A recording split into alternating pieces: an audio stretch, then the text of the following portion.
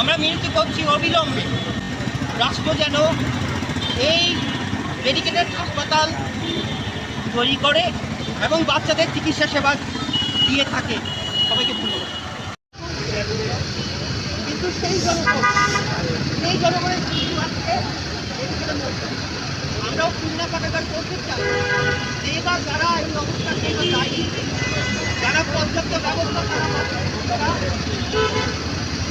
সরবরাহ বন্ধ করেছে, টেন্ডার চেঞ্জ করেছে, তাদের অবিলম্বে তাদের আইনের আওতায় আনা হোক। আমি বর্তমান স্বাস্থ্যমন্ত্রী ওনাদের কাছে বিরুদ্ধভাবে অনুরোধ করছি যে দেখেন একজন মানুষ মারা গেলে ঘটনা একটু মেনে নিতে পারে, কিন্তু সন্তান মারা গেলে একটা পরিবার আজকে